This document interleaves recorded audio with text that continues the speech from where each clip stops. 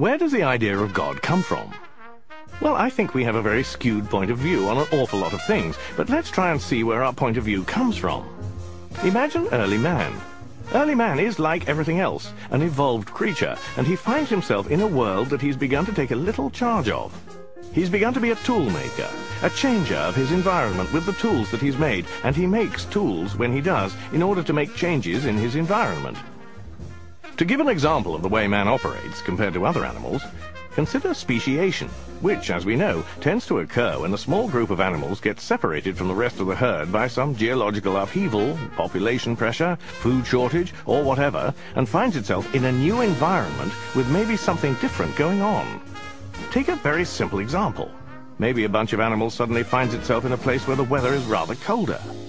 We know that in a few generations those genes which favor a thicker coat will have come to the fore, and we'll come and we'll find that the animals have now got thicker coats. Early man, who's a tool maker, doesn't have to do this. He can inhabit an extraordinarily wide range of habitats on Earth, from tundra to the Gobi Desert. He even manages to live in New York, for heaven's sake. And the reason is that when he arrives in a new environment, he doesn't have to wait for several generations.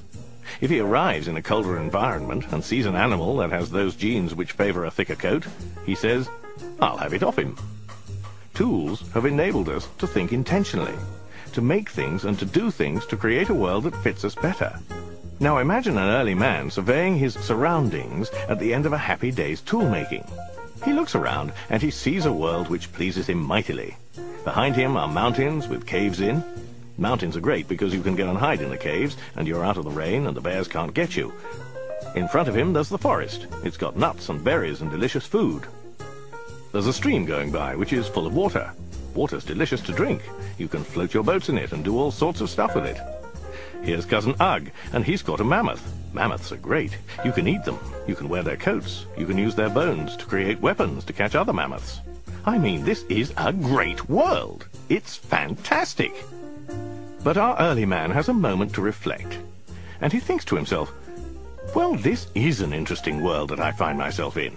And then he asks himself a very treacherous question.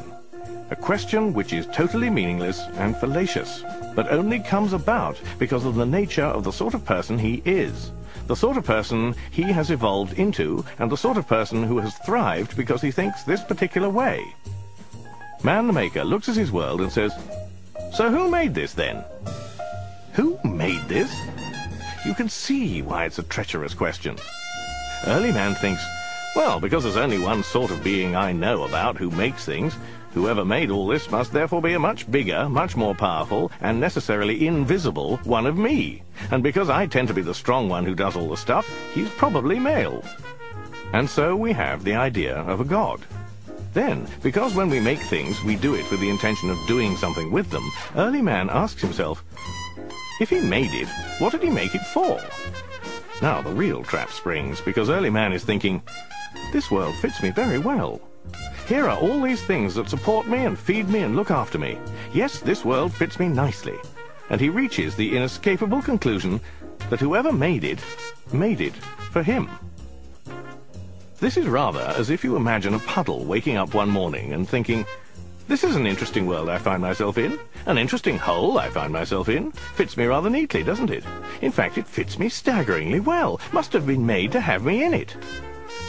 This is such a powerful idea that as the sun rises in the sky and the air heats up, and as gradually the puddle gets smaller and smaller, it's still frantically hanging on to the notion that everything's going to be all right because this world was meant to have him in it, was built to have him in it. So the moment he disappears, catches him rather by surprise.